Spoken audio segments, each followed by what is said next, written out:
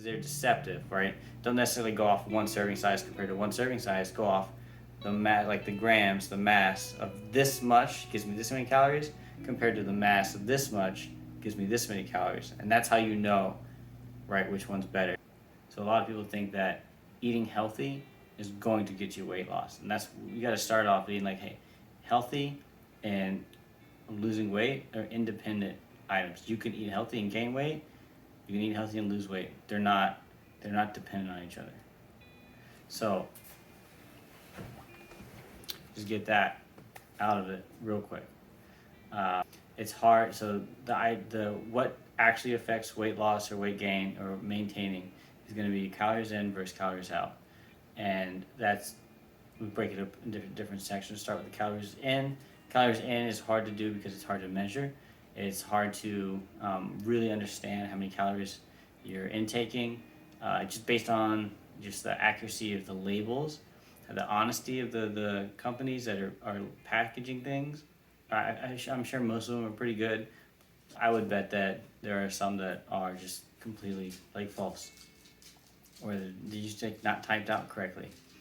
And then counting the calories is hard to do because it's hard to maintain, and it's hard to understand how much you're actually taking in of that food item unless you're weighing it out. And even if you're weighing it out, it might not be as homogeneous as you think it is. So now you're not getting exact information. It's probably close. If you're weighing it out, there's a good chance you're close enough so that counting calories is gonna be somewhat effective. But if you're not weighing it, counting calories probably isn't going to do anything because you're not. It's just hard to keep track of, and you have to be really good at estimating, and you kind of have to be lucky to do that effectively. Just assume that you're 10 to 20% off when it comes to counting calories, unless you're weighing it. And so that compared to calories out, so that's where it kind of gets a little tricky, and the whole system is dynamic. So your hormones play into calories. So it's not that your hormones determine whether or not you can lose weight. It's that your hormones are changing the way that your body is reacting to those calories and the types of food that you're intaking. There's a chance that your calories out is shifting a little because your metabolism's shifted based on the types of food that you're eating or your activity, stress levels going up or down.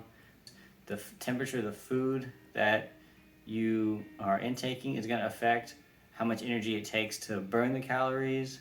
If you're sleeping well, if there's so many variables that you can't just pick a certain part of it and then like assume you're being accurate with it.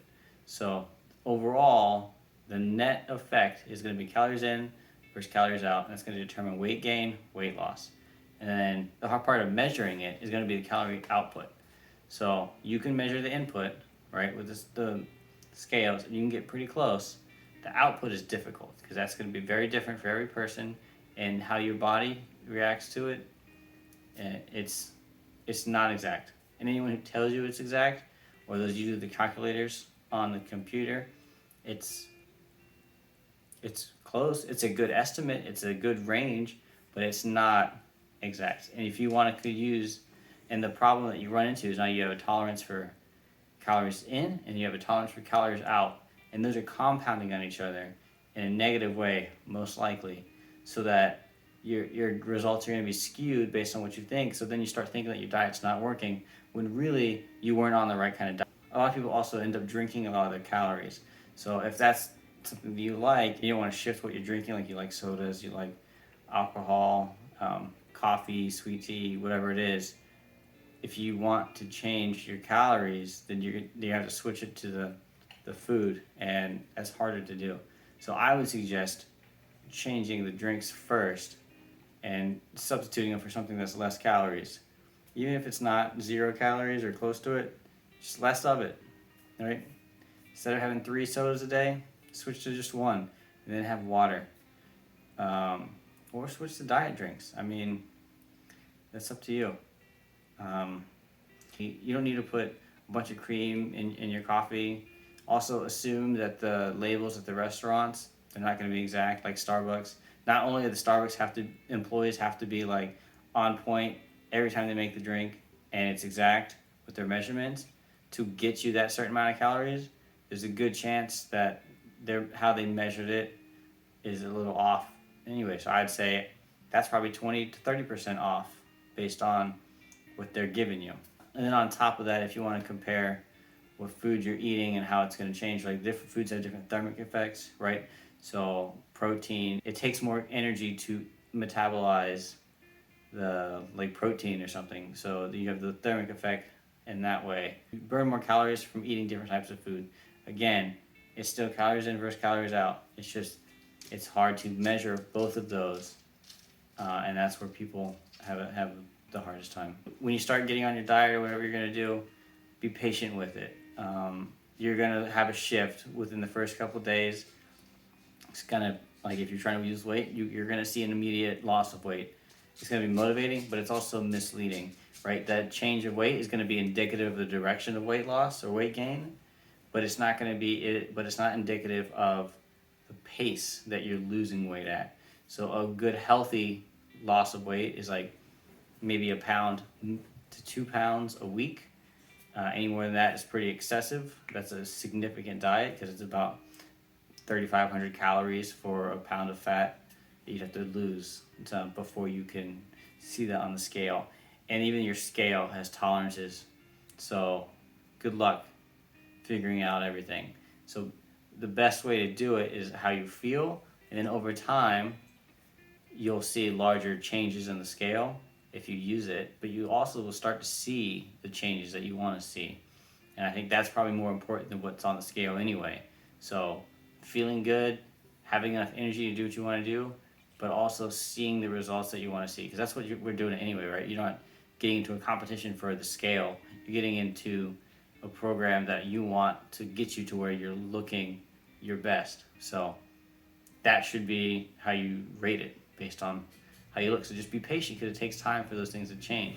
And if you see that you're changing in the wrong direction, or after a few weeks to a month you're not changing at all, then you can adjust and do it in a way that doesn't make it difficult. Like, don't do crash diets, because that's not maintainable. Don't like completely shift everything. Just make changes and substitute the high caloric food items for lower ones, right? Instead of making scrambled eggs with 4 eggs, make scrambled eggs with egg whites and 1 egg.